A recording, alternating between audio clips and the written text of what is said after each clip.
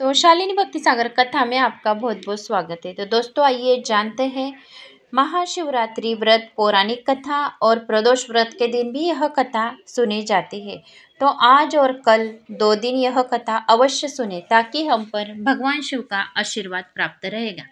महाशिवरात्रि व्रत कथा चित्रभानु नामक एक भील शिकारी की कथा है जिसने अनजाने में ही शिवरात्रि का व्रत कर लिया था।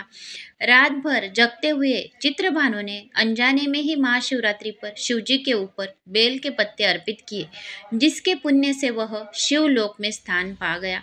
महाशिवरात्रि के दिन इस कथा का पाठ करने से व्यक्ति के पाप कट जाते हैं। यह कथा सुनने मात्र से ही सभी पापों से मुक्ति मिलती है, शिवलोक की प्राप्ति होती है। महाशिवरात्रि व्रत में शिवरात्रि की व्रत की कथा का पाठ करना ही बहुत शुभ फलदायी बताया गया है। शिव पुराण में भी इस व्रत की महिमा बताई गई है। शिव पुराण के अनुसार जाने अनजाने में जो मनुष्य और जीव महाशिवरात्रि का व्रत कर लेता है वह शिव की कृपा का भागीदारी बन जाता है। उस पर शिव की असीम कृपा प्राप्त होती है और उससे यमराज के दूत भी दूर रहते हैं। यमराज हमें हाथ नहीं लगाते हैं। इसीलिए महाशिवरात्रि व्रत में शिव भक्तों को महाशिवरात्रि की इस कथा का पाठ अवश्य करना चाहिए। महाशिवरात्रि व्रत कथा पूर्व काल की बात है। चित्रभानु नामक एक शिकारी था। वह शिकार करके अपने परिवार का पालन पोषण करता था। उस शिकारी पर साहूकार का काफी कर्जा हो गया था, लेकिन उसका कर्ज समय पर नहीं चुका पाया। फिर साहूकार ने ही अपने शिकारी को शिव मठ में बंदी बना लिया। जिस दिन उसे बंदी बनाया गया उस दिन शिवरात्रि थी। चतुर्दशी के दिन उसने शिवरात्रि के व्रत की कथा सुनी और शाम होते ही साहूकार ने उसे अपने पास बुलाया और ऋण चुकाने के बारे में कहा। उसके बाद वह फिर शिकार की खोज में निकला। बंदी गृह में रहने के कारण वह बहुत भूखा था। शिकार की तलाश में वह बहुत दूर निकल आया।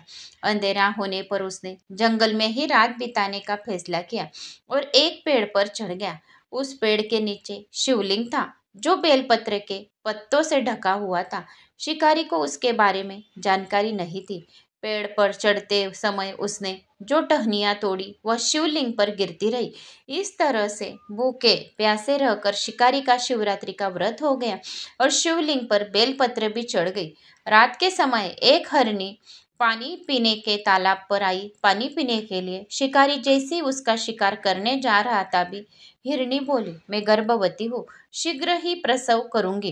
तुम एक साथ 2 जीवों की हत्या करोगे। मैं बच्चे को जन्म देकर तुरंत तुम्हारे सामने आ जाऊंगी, तब मुझे मार लेना। शिकारी ने हिरनी को जाने दिया। इस दौरान अनजाने में कुछ बेलपत्र शिवलिंग पर गिर गए। इस तरह उसने अनजाने में प्रथम प्रहर की पूजा भी संपन्न कर ली।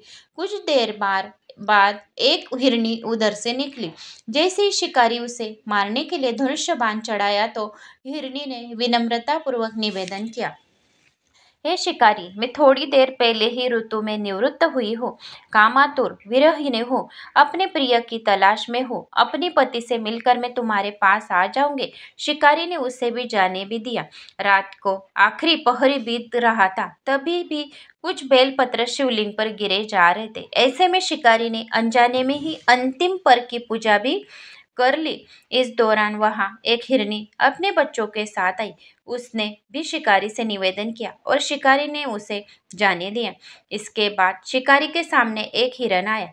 शिकारी ने सोचा, अब तो मैं इसे यहाँ से नहीं जाने दूंगी, इसका शिकार करूंगी। तब हिरन ने उससे निवेदन किया कि मुझे कुछ समय के लिए जीवन दान दे दो। शिकारी ने पूरी रात की घटना उस हिरन को सुना दी।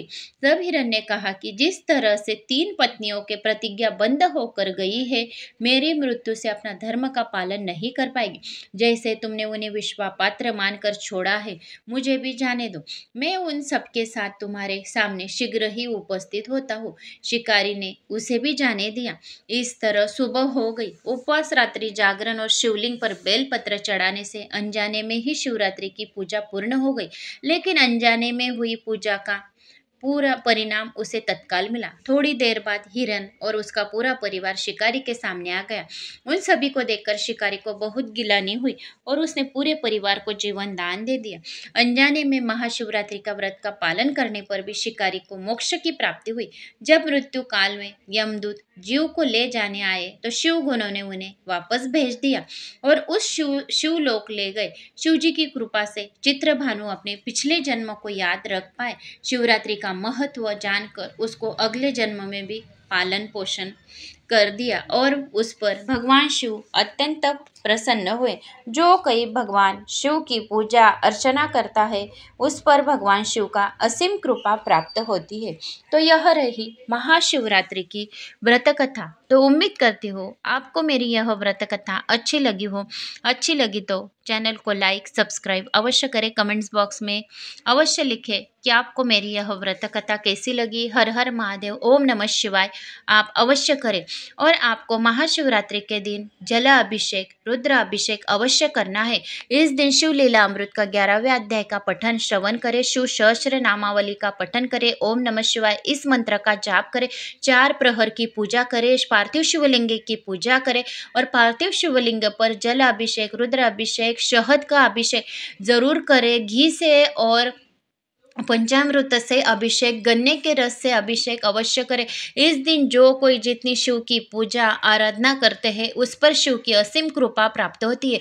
महाशिवरात्रि के दिन बेल के वृक्ष के नीचे दिया लगाए, पीपल के वृक्ष के नीचे दिया लगाए, आंवले के वृक्ष के नीचे दिया लगाए। दिया लगाने से महालक्ष्मी आपके पीछे पीछे आपके साथ अवश्य आएगी। तो इस दिन आपको किसी की चुगली नहीं करना है, किसी के मन नहीं दुखाना है। आपको दिन भर ओम नमः शिवाय इस मंत्र का जाप करना है। त्रिपुंडी भस्म अपने माथे पर लगाना है ताकि हमारी सारी इच्छाएं कामनाएं पूर्ण हो। अपनी पति की लंबी आयु के लिए इस चैनल को और शालिनी भक्ति सागर पर आप कथाओं का लाभ अवश्य लें।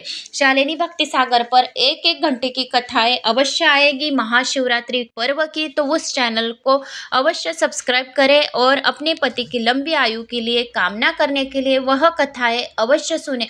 अपने बच्चों की प्रगति के लिए शालिनी भक्ति सागर चैनल पर अवश्य कथाएं सुने। वहाँ पर बड़ी बड़ी कथाएं आएंगी। तो शालिनी भक्ति सागर चैनल का लाभ लेवें। जय श्री महाकाल।